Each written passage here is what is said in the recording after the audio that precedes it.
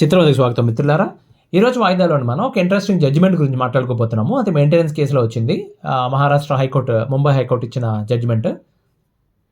సరే, ఏం జరిగిందో, కీ ఇన్సిడెంట్ ఏం జరిగిందో మనం మాట్లాడుకుందాం. దాన్ని బట్టి మీకు క్లారిటీ వస్తుంది. అసలు ముందు ఏం జరిగిందో చెప్తా. భార్య భర్త వాళ్ళిద్దరూ జంట పెళ్ళై ఐ థింక్ 8 ఏళ్ళు 9 ఏళ్ళు అవుతుంది మొత్తానికి. సో 2021 సంవత్సరంలోనండి ఎవరైతే హస్బెండ్ ఉన్నారో ఆయనకి కొత్త కంపెనీలో జాబ్ వచ్చిందని చెప్పి ఆ మ్యాటర్ చెప్తూ వైఫ్ డాటరు వాళ్ళిద్దరూ పుట్టింటి దగ్గర ఉంటే వాళ్ళని కలవడానికి వచ్చాడు. అంటే భార్య కూతురు I think 7 years 8 years age ఆవిడకి పాపకి. సో ఇంటికి వచ్చాడు. ఇంటికి వచ్చిన తర్వాత అండి అదే రోజు వాళ్ళకి ఏదో గొడవ అయింది. తన భార్య తన పైన పోలీస్ కంప్లైంట్ రిజిస్టర్ చేసింది. ఆవిడ 498 ఏదో రిజిస్టర్ చేశారు. గొడవ అయింది. సో ఈయన ఏం చెప్తాడు, అసలే కొత్త ఉద్యోగం రైట్, కాబట్టి పోలీస్ కంప్లైంట్ అది అవడంతో స్ట్రెస్ బాగా పెరిగిపోయింది. సో ఈ డిప్రెషన్లోకి, స్ట్రెస్ వల్ల డిప్రెషన్ వల్ల 2 వీలర్ మీద వెళ్తే ఒక యాక్సిడెంట్ అయింది. ఇప్పుడు ఆగస్ట్ 1వ తారీఖునేమో 2021 ఆగస్ట్ 1న వాళ్ళు కేసు అయింది. వాళ్ళ ఇంటికి వెళ్ళాడు, అక్కడ కేసు అయింది. ఆగస్ట్ 6వ తారీఖుని యాక్సిడెంట్ జరిగింది.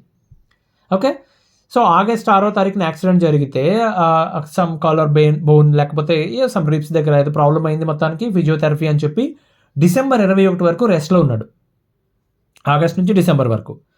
సో ఫిబ్రవరిలో అండి, ఫిబ్రవరి 22వ సంవత్సరంలో ఇక వేరే దారి లేదు. ఎందుకంటే కంపెనీ వాళ్ళు ప్రెషర్ చేస్తున్నారు, నువ్వు వర్క్ చేయలేకపోతున్నావు, కొత్తగా తీసుకున్నారు, హైర్ చేశారు, యాక్సిడెంట్ అయింది, వాళ్ళు కూడా ఒక 6 months 7 months చూశారు, నువ్వు వర్క్ చేయలేకపోతున్నావు కాబట్టి బాబు రిజైన్ చేసేసాయి, లేకపోతే మేమే టెర్మినేట్ చేస్తామని చెప్పారు. సరే, రిజైన్ చేసేసాడు, అయిపోయింది. సెప్టెంబర్ 2022 ఏమండి 2022లో సివిల్ కోర్ట్ ఏం చెప్పిందంటే మెయింటెనెన్స్ కేసులో జడ్జిమెంట్ ఇచ్చింది. ఏమని ఇచ్చింది, బాబు నెలకి 30,000 రూపాయలు ఇంటీరియర్ మెయింటెనెన్స్ కట్టు నువ్వు, అలాగే మీ ఇద్దరికి పేరు మీద కామన్గా ఫ్లాట్ ఉందంట కదా, పార్ట్నర్షిప్లో ఫ్లాట్ ఉందంట కదా, దానికి ఈఎంఐ 50,000 ఎంతో ఉంది, 25,000 నువ్వు కట్టు, 25,000 అమ్మాయి కడుతుంది అని చెప్పి జడ్జిమెంట్ ఇచ్చారు.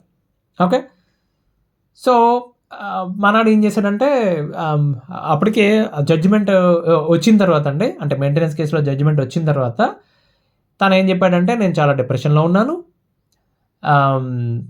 సో డిప్రెషన్లో ఉండటం వల్ల జాబ్కి రిజైన్ చేయాల్సి వచ్చింది, ఈ మధ్యలో యాక్సిడెంట్ జరిగింది, ఇవన్నీ ఉండటం వల్ల నేను ఆ మెయింటెనెన్స్ పే చేయలేకపోతున్నాను అని చెప్పి హైకోర్టుకి వెళ్ళి రిట్ పిటిషన్ వేసాడు ఆయన. దాని మీద యూనో ఈ స్ట్రెస్ నేను తట్టుకోలేకపోతున్నాను అని చెప్పి కింద కోర్టులో కూడా వేసినట్టున్నాడు ఆయన. ఒక అప్లికేషన్ పెట్టాడు, నేను దాన్ని రివైజ్ చేయండి మెయింటెనెన్స్ కేసు అని చెప్పి. దాని నుంచి ఒక హైకోర్టుకి వెళ్ళి రిట్ పిటిషన్ వేసాడు ఆయన. సో రిట్ పిటిషన్ వేస్తే వైఫ్ తరపు లాయర్ ఏం చెప్పారు, దాంట్లో నువ్వు స్ట్రెస్ అంటున్నావు, డిప్రెషన్ అంటున్నావు, దేనివల్ల, యాక్సిడెంట్ జరగడం వల్ల లేకపోతే రిజైన్ చేయడం వల్ల, రెండింటి వల్ల, దేని మీద అని చెప్పి క్లారిటీ లేదని చెప్పి.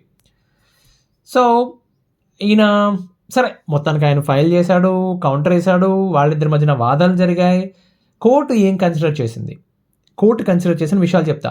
ఈ జడ్జిమెంట్స్ ఎందుకు మనం మాట్లాడుకోవాలంటే అండి, ఇలాంటి కేసెస్లో ఉన్న వాళ్ళే రిట్ పిటిషన్ చేసేవాళ్ళు, నెక్స్ట్ కోర్టుకి వెళ్ళేవాళ్ళు, ఎస్పెషల్లీ మెయింటెనెన్స్ కేసెస్లో ఈ తప్పులు చేయకుండా ఉండటం కోసం. ఓకేనా, సో కోర్టులో వాళ్ళు హైలైట్ చేసిన విషయాలు ఏంటంటే అండి, ఇన్కన్సిస్టెన్సీ, అతను చెప్పిన క్లైమ్స్లో దాంట్లో ప్రతి దాంట్లో కూడా ఇన్కన్సిస్టెంట్గా ఉంది. తను ఎప్పుడు డిప్రెషన్ అంటున్నాడు, దేనివల్ల డిప్రెషన్ అని చెప్పి చెప్పట్లేదు. ఓకే, ఒకసారి డిప్రెషన్ అంటున్నాడు, ఒకసారేమో ఈ కేసెస్ వల్ల స్ట్రెస్ అంటున్నాడు, ఒకసారేమో యాక్సిడెంట్ అంటున్నాడు.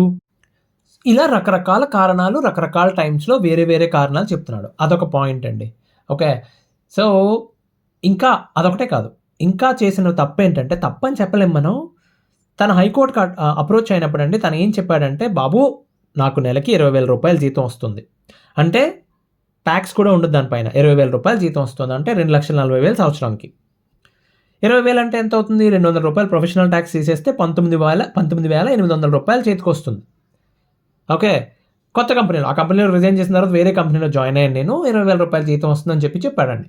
ఓకే, చెప్పిన తర్వాత తనకు వచ్చే జీతమే 20,000 అయినప్పుడు 30,000 మెయింటెనెన్స్ ఎక్కడి నుంచి ఇవ్వను నేను, తర్వాత 25,000 ఈఎంఐ ఎక్కడి నుంచి కట్టను నేను, ఇది తను అడిగిన క్వశ్చన్.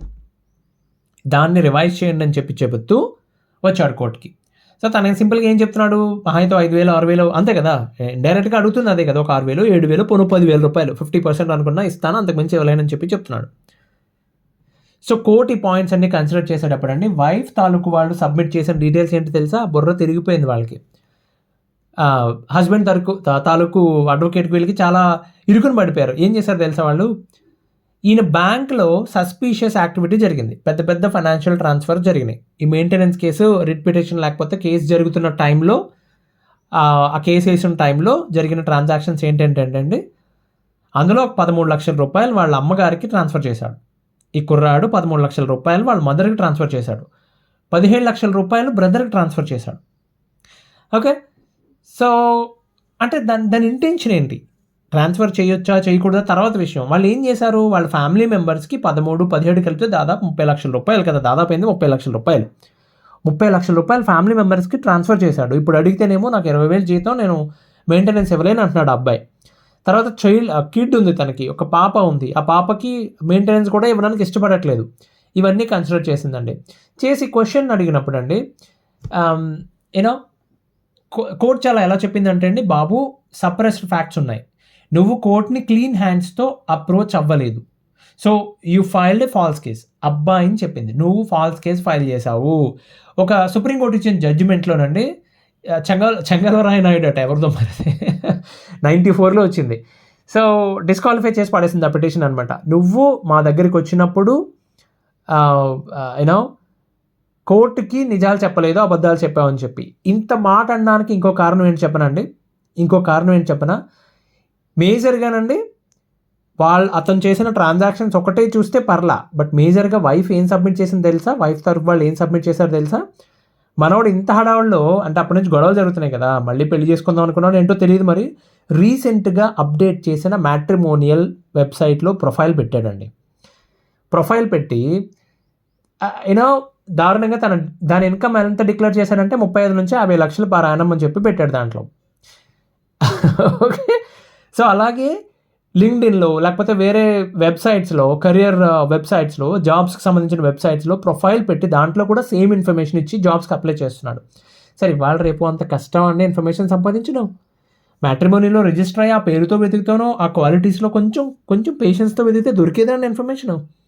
పైగా అదే పేరు అదే ఫోటోతో పెట్టేది, రైట్? పైగా లింక్డ్ఇన్, ఓకే, కెరియర్ జాబ్స్లో you just register yourself with హెచ్ఆర్తో రిజిస్టర్ అయ్యి నీకు ఆమె భర్త చేస్తున్న జాబ్ ఏంటి, క్వాలిఫికేషన్స్ ఏంటి తెలిస్తే హెచ్ఆర్గా రిజిస్టర్ అయ్యి ముందు ఒక 200-300 కనెక్షన్స్ పెంచుకున్న తర్వాత we're interested in your profile schemes very wonderful, మా దగ్గర జాబ్ ఓపెనింగ్ ఉంది, ఒకసారి ప్రొఫైల్ పంపించండి, పంపిస్తాడు. లేటెస్ట్ ప్రొఫైల్ పంపిస్తాడు, ఆయనే పంపిస్తాడు. అవునా కదా? ఎంత ఈజీ పట్టుకోవడం. నేను అదే అంటున్నా. ఇప్పుడు నిజంగా డిప్రెషన్లో ఉండొచ్చు, తప్పు చేసి ఉండొచ్చు, యూనో అంటే నేను అంటున్న జాబ్ నిజంగానే పోయి ఉండొచ్చు, ఇంకేదో జరిగి ఉండొచ్చు తనకు. అంటే మీరు అనొచ్చు, సార్ 20,000 రూపాయలు జాబ్ చేయకూడదని రూల్ ఏమన్నా ఉందా అని అడిగితే ఉంది, చేయొచ్చు. ఎప్పుడు? కన్సిడరింగ్ దాట్ తన ప్రొఫైల్ ఎగ్జాక్ట్గా సబ్మిట్ చేసి, తన కొత్త పే స్లిప్, కొత్త కంపెనీ ఇచ్చిన ఆఫర్ లెటరు, పే స్లిప్ ఇవన్నీ సబ్మిట్ చేసి, రైట్, యాక్సిడెంట్ జరిగింది కాబట్టి ఈ వర్క్ చేయలేకపోతున్నాను, నేను కొంతసేపే పనిచేస్తా అని చెప్పాను కాబట్టి ఈ జీతం ఇస్తున్నారు, ప్రాపర్ జస్టిఫికేషన్. ఆ మదర్కి బ్రదర్కి చేసింది కూడా ప్రాపర్ జస్టిఫికేషన్ ఇచ్చి ఉండాల్సింది. అతని దగ్గర నుంచి ఏ విధమైన జస్టిఫికేషన్ లేదు, ఏ విధమైన ఎవిడెన్స్ ఇవ్వలేదు. సో ఓకే, సో చాలా దారుణమైన విషయం. ఇప్పుడు మ్యాట్రిమోనియల్ ప్రొఫైల్ పెట్టినప్పుడు అండి మొబైల్ నెంబర్ అతనిదే ఉంది అక్కడ, నాది కాదు అని చెప్పడానికి వీల్లేదు కదా. ఇప్పుడు వేరే మొబైల్ నెంబర్ ఉందనుకోండి, ఇప్పుడు అదే వ్యక్తి వేరే మొబైల్ నెంబర్, నేను ఈ తప్పు చేయమని నేను చెప్పట్లా, బట్ నేను చెప్పేది ఏంటంటే ఇంత లైట్ తీసుకుంటే ఎట్లా, పరిస్థితిని ఎంత లైట్ తీసుకుంటే, ఇంత పెద్ద తప్పులు చేస్తే, పెద్ద తప్పని ఎందుకంటున్నా అంటే అండి, అతని జీతం ఎంతో తెలుసా? కంపెనీలో ఆఫర్ వచ్చిందని చెప్పి వైఫ్ దగ్గరికి వెళ్ళినప్పుడు అతని శాలరీ ఎంతో తెలుసా? 65 లక్షలు, 65 lakhs per annum. ఇప్పుడు కోర్టుకు వచ్చి చెప్తుంది ఎంత తెలుసా? 2,40,000. అసలు ఎక్కడన్నా పొంతనుందా అండి? సంబంధం ఉందా అసలు? ఎక్కడన్నా రీజనబుల్గా ఉందా? 30,000 రూపాయలు తగ్గించండి రా బాబు అను, లేకపోతే 30,000 మెయింటెనెన్స్ ఇస్తాను, బట్ 25,000 నేను కట్టలేని ఈఎంఐ అను, ఏదో చేసి ఉండాల్సింది సింపుల్గా. తవ్వుకునే కొద్దీ ఇప్పుడు హోల్ సిటీ పక్కన ఉన్నప్పుడు ఆవిడకి బ్యాంక్ అకౌంట్ డీటెయిల్స్ దొరికేసింది, ఆయనకి తెలిసి ఉంటుంది కదా, ఆ బ్యాంక్ అకౌంట్కి ఆవిడకి కూడా యాక్సెస్ ఉంటుంది, యూజర్ నేమ్ పాస్వర్డ్ తెలిసి ఉంటుంది, చాలా సింపుల్గా ట్రాన్సాక్షన్ పట్టుకొచ్చింది బయటకు ఆవిడ. అయిపోలా ఇప్పుడు, అది అలా ఉంటుంది. సరే, వాళ్ళు సింపుల్గా కోర్టు ఏం చెప్పిందంటే, నువ్వు చెప్పిన అబ్బాయి నువ్వు చెప్తున్న ఎంటైర్ స్టోరీ అన్బిలీవబుల్గా ఉంది బాబు, నమ్మదగినట్టుగా లేదు. ఎందుకంటే నీ పాస్ శాలరీ చూసినా కానీ ఓకే, నీ ఓన్ కోర్టు చెప్పిన ఇంకొక ఇంట్రెస్టింగ్ విషయం ఏంటంటే, మీరు ఓన్గా పబ్లిక్ వెబ్సైట్స్లో మీ ఇన్ఫర్మేషన్ మీరు ఎక్స్ప్రెస్ చేసినప్పుడు దాన్ని ఫ్యాక్ట్గా కన్సిడర్ చేస్తాము అని చెప్పి. నేను అందుకే చెప్తా, సోషల్ మీడియా జోలికి వెళ్ళకంటారు నాయన, ఎక్కడ పడితే అక్కడ ఏ ప్రొఫైల్ పడితే ఆ ప్రొఫైల్ పెట్టకండి అని చెప్పి. సో దాంట్లో ఎవరిది తప్పు ఎవరిది రాంగ్ అనేది అనవసరం అండి. ఎవరిది నిజం ఎవరిది ఫ్యాక్ట్ అని మాత్రమే చూస్తుంది కోర్టు కదా. దేనికి ఫ్యాక్ట్ దేన్ని ఫ్యాక్ట్ అంటారు? దేనికైతే సాక్ష్యం ఉందో దాన్నే ఫ్యాక్ట్ అంటారు. సో దాన్ని రివైజ్ చేయండి అని చెప్పి అతను వేసిన పిటిషన్ కొట్టేసి, నువ్వు అబద్ధం చెప్పినందుకు గాను, ఫాల్స్ కేసుతో హైకోర్టు ముందుకు వచ్చినందుకు గాను ₹1,00,000 ఫైన్ వేస్తున్నావు, ఈ మంత్ 28వ తారీఖులోపు కట్టేసే అమ్మాయికి ఫైన్ అని చెప్పి వేశారండి మొత్తానికి. ఇది జరిగింది. సో కాబట్టి ఒళ్ళు దగ్గర పెట్టుకుని ఉండండి, చాలా కేర్ఫుల్ ఉండాలి. ఓకే, నిజంగా జరిగితే స్టోరీ వేరే. నిజంగా అతను యాక్సిడెంట్ వల్ల, ఇంకా డిప్రెషన్ వల్ల, ఇంకేదో జరిగి జాబ్ పోయి నేను 8 గంటలు పని చేయలేకపోతున్నానని అతను చెప్పి 4 గంటలే పని చేస్తాను అగ్రిమెంట్లో రాసుకొని మరీ వస్తే అది వేరే విషయం. ఎవిడెన్స్ ఉండేది కదా అక్కడ. అది చెప్తుంటా. 65 లక్షల నుంచి సంవత్సరానికి 65 లక్షల నుంచి 2,40,000 అంటే వాళ్ళు కోర్టు చాలా క్లియర్గా చెప్పింది. సార్ బిఫోర్ ట్యాక్సెస్ 5 లక్షల దాదాపు ఎంతండి, 5 లక్షల పైన శాలరీ నీకు నెలకి అని చెప్పి ఇప్పుడు సంవత్సరానికి 2,40,000 అంటే ఎట్ట నమ్ముతారండి? అదే విషయం, జాగ్రత్తగా పోరాడండి. మెయింటెనెన్స్ కేసుల్లో ఎస్పెషల్లీ మెయింటెనెన్స్ కేసుల్లో పోరాడేటప్పుడు జాగ్రత్తగా పోరాడండి ప్రతి విషయం. అసలు ఫస్ట్ ఇంటీరియర్ మెయింటెనెన్స్ 30,000 రావడమే చాలా ఎక్కువ విషయం. మరి అతను ఏం పెట్టాడు ఏం పెట్టలేదు తెలియదు, కానీ ఇంతంత మనీ. అదొకటి మర్చిపోయాను, డబ్బులు అకౌంట్లో పెట్టుకునేటప్పుడు చాలామంది అండి చాలా నెగ్లెక్ట్ చేస్తారు. ఇగ్నోరెన్స్ అనమాట. పెళ్ళైన కొత్తలో ఎస్పెషల్లీ డబ్బులు వస్తుంటాయి, పెద్ద పెద్ద జీతాలు ఉంటాయి, పెద్ద పనే ఉండదు, అప్పుడు పిల్లలు కూడా ఉండరు, 2 ఫుల్ మీల్స్ 2 కిళ్ళీలు అయిపోయింది సింపుల్గా, రైట్. మిగతా డబ్బులు ఏం చేయాలి తెలియదు, బ్యాంక్ అకౌంట్ అలా పెట్టుకుంటుంటారు. దాని అంక వీడు అంక అది చూస్తూ ఉంటారు. అట్లా చేయొద్దు. మీరు ఎప్పుడైనా సరే ఇన్వెస్ట్ చేసుకోవాలనుకున్నప్పుడు ఇన్వెస్ట్ చేసుకోండి, ఎక్కడన్నా లేదు వేరే అకౌంట్లో పెట్టుకోండి. ఓకే, భార్య అయినా భర్త అయినా కానీ మీ అకౌంట్ డీటెయిల్స్ అన్నీ పార్ట్నర్కి తెలియాల్సిన అవసరంలా. 10 ఏళ్ళు 15 ఏళ్ళు దాటిన తర్వాత అప్పుడు చెప్పండి.